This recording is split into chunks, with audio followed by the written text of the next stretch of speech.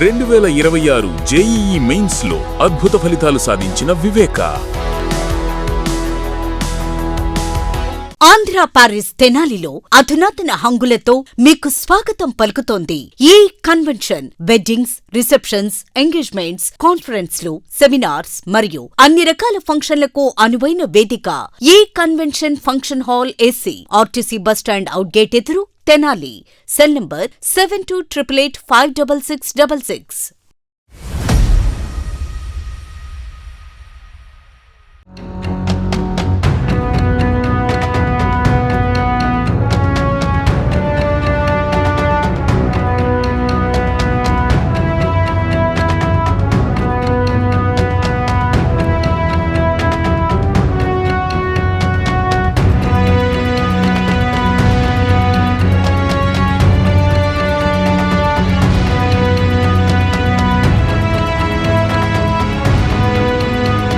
తెనాలిలో ఆదివారం ఉదయం తీవ్ర విషాదం చోటు చేసుకుంది. ఇక్కడ మద్రాసు రైల్వే గేటు వద్ద రైల్వే ట్రాక్ దాడుతున్న సమయంలో పినపాడు ప్రాంతానికి చెందినటువంటి కరేటి సురేష్ అనే వ్యక్తి రైలు ఢీకొని దుర్మరణం చెందిన పరిస్థితి ఉంది. ముఖ్యంగా చూసుకుంటే కనుక ఈ మద్రాసు గేట్ ఏదైతే ఉందో ఇటు పినపాడు ప్రాంతం నుంచి ఇటు టౌన్లో నుంచి వచ్చే వాళ్ళందరూ కూడా ఇటు మారిస్పేట మీదుగా కూడా రేపల రైల్వే గేటు దాటి ఇటు నుంచి కూడా ఇటువైపు వెళ్ళడానికంటే పినపాడు అట్లాగే పాండురంగపేట తదితర ప్రాంతాలకు వెళ్లేందుకు కూడా రేపల గేటు దాటిన తర్వాత ఈ మద్రాసు గేట్ అనేది కూడా మెయిన్ లైన్గా ఉంటుంది.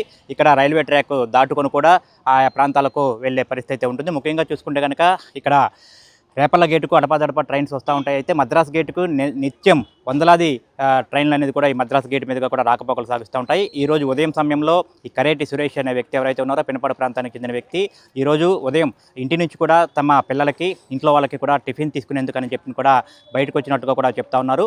ఇటు మద్రాసు గేట్ మీదుగా కూడా ఇటు మారిస్పేట వైపు వెళ్ళే ప్రయత్నం చేస్తున్న సమయంలో ఇక్కడ ఒకే సమయంలో 1వ ట్రాక్ 3వ ట్రాక్ మీద 2 రైళ్లు ఒకే సమయంలో వచ్చినట్టుగా కూడా చెప్తా ఉన్నారు. అంటే 3వ ట్రాక్ మీద ఒక రైలు వచ్చింది. ఆ రైలు దాటుకొని కూడా అతను గేటు వేసింది. ఆ సమయంలో రైలు వచ్చే సమయంలో కూడా గేటు వేశారు. అయితే ఆ గేట్లను దాటుకొని కూడా అతను ముందుకు వచ్చినట్టుగా కూడా తెలుస్తూ ఉంది.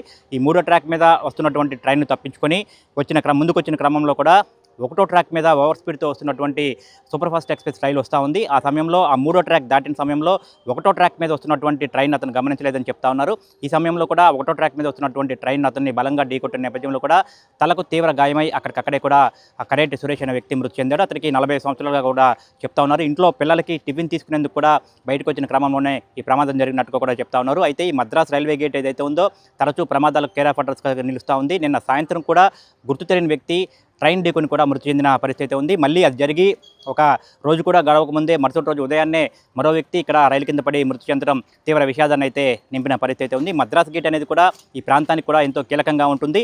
అయితే ఇటు పట్టణంలో నుంచి మారిస్పేట వైపు నుంచి కూడా వచ్చే ప్రజలందరూ కూడా ఈ మద్రాసు గేట్ మీదుగా ఇటువైపు పినపాడు ప్రాంతం కానివ్వండి, ఇటు పాండురంగపేట, ఇటువైపు చెంచుపేట తదితర ప్రాంతాలకు వెళ్ళే అవకాశం ఉంటుంది. ఇక్కడ ఓవర్ బ్రిడ్జ్ మీద ఏదైనా ట్రాఫిక్ జామ్ అయితే వారందరూ కూడా ఇటువైపు నుంచే వెళ్లాల్సిన పరిస్థితి ఉంటుంది.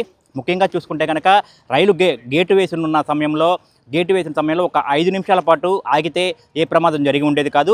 గేటును దాటుకొని గేటు కింద నుంచి కానివ్వండి, గేటు పక్క నుంచి కానివ్వండి రాకపోకలు సాగిస్తుండటం వల్ల ఈ ప్రమాదం జరిగినట్లుగా కూడా చెప్తా ఉన్నారు. ఒక 5 నిమిషాల పాటు వెయిట్ చేసినట్లయితే ఈరోజు కరేటి సురేష్ అనే వ్యక్తి మృతి చెందిన పరిస్థితి ఉండేది కాదని కూడా స్థానికులు అయితే చెప్తా ఉన్నారు. ముఖ్యంగా చూసుకుంటే కనుక అతనికి భార్య, పిల్లలు కూడా ఉన్నట్లుగా కూడా చెప్తా ఉన్నారు. మృతదేహాన్ని స్థానికులు ప్రభుత్వ జిల్లా వైద్యశాలకు తరలించారు. జీఆర్పీ పోలీసులు విచారణ అయితే చేస్తూ ఉన్నారు. ముఖ్యంగా ఈ railway gate Madras railway gate ఏదైతే ఉందో ఒకసారి చూడొచ్చు మనం. రైల్వే ట్రాక్ దాడుతున్న సమయంలో చిన్నపిల్లలు కూడా ఇక్కడ నుంచి మద్రాసు, తెనాలి, విజయవాడ, చెన్నై మార్గంలో సూపర్ ఫాస్ట్ రైళ్లు అనేక రైళ్లు రాకపోకలు సాగిస్తూ ఉంటాయి. ఈ సమయంలో కొంతమంది చిన్నపిల్లలు కూడా సైకిళ్ళు పట్టుకొని గేటు కింద నుంచి దూరి మరీ వస్తూ ఉన్నారు. ఇప్పుడు మనం చూసాం ఒక చిన్న కుర్రాడు రైల్వే గేటు కింద నుంచి కూడా వచ్చి సైకిల్ పట్టుకొని వస్తూ ఉన్నాడు. వెంటనే ట్రైన్ కూడా వచ్చింది. అది చూసి పరిగెత్తుకుంటూ రైల్వే గేటు దాటాడు. ఇక్కడ పర్యవేక్షణ అనేది కూడా కొంత పొరబడినట్టుగా కూడా చెప్తా ఉన్నారు. రైల్వే గేట్ల మీద కానివ్వండి, ఇక్కడ ప్రత్యేకంగా బందోబస్తు కూడా ఏర్పాటు చేయాల్సిన పరిస్థితి ఉంది. ప్రజల్ని కొంత అవగాహన అయితే కల్పించాల్సిన అవసరం ఉంది. ఎందుకంటే ఇక్కడ ఉన్నటువంటి మొండిగోడల దగ్గర ఉన్నటువంటి మారిస్పేట, ట్రాక్ ఏదైతే ఉందో అంతకుముందు గతంలో రాకపోకలు సాగించే వాళ్ళు అక్కడ పూర్తిగా ప్రమాదాలు జరుగుతున్నాయన్న కారణంతో రైల్వే అధికారులు ఇరువైపులా కూడా గోడలు కట్టి వాటిని పూర్తిగా క్లోజ్ చేశారు. అక్కడ గోడలు కట్టి రాకపోకలు నిషేధించిన నేపథ్యంలో కూడా ఎక్కువ మంది ప్రజలు ఇటువైపు కూడా మలుగుతా ఉన్నారు. ఇక్కడ రైల్వే గేటు మూసివేసిన సమయంలో రైల్వే ట్రాక్ గేటు కింద నుంచి కూడా రాకపోకలు సాగిస్తూ ఉన్నారు. సైకిల్ పట్టుకొని కానివ్వండి, కొంతమంది బైకులు కూడా రైల్వే గేట్ కింద నుంచి వస్తూ ఉన్నారు. ముఖ్యంగా చూసుకుంటే కనుక ఈ మద్రాస్ గేట్ అనేది కూడా ఎంతో కీలకమైనది పట్టణానికి సంబంధించి. అనేక మంది నిత్యం వందలాది మంది కూడా ఇక్కడ రాకపోకలు సాగిస్తూ ఉంటారు.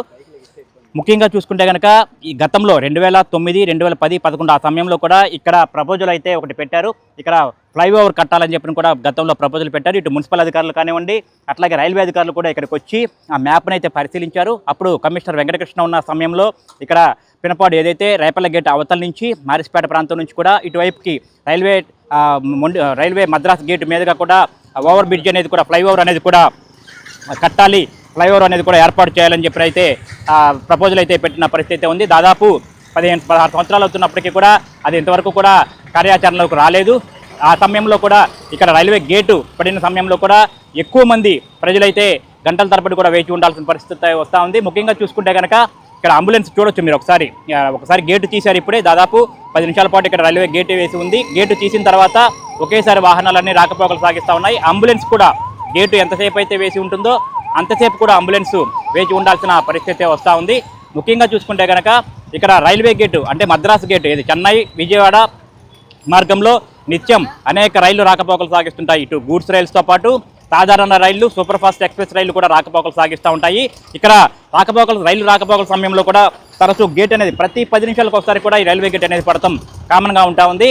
ముఖ్యంగా చూసుకుంటే కనుక ఒకే సమయంలో 3-4 ట్రైన్స్ వచ్చిన సమయంలో దాదాపు అర్ధగంట పాటు కూడా ఇక్కడ రైల్వే గేట్ మూసివేసిన సమయంలో ఇక్కడ ప్రజలందరూ కూడా ఇక్కడ వేచి ఉండే పరిస్థితి ఉంటుంది. ముఖ్యంగా చూసుకుంటే కనుక ప్రమాదాలకు కేర్ ఆఫ్ అడ్రస్ అనేది కూడా ఈ మద్రాస్ రైల్వే గేట్ అనేది నిలుస్తుంది.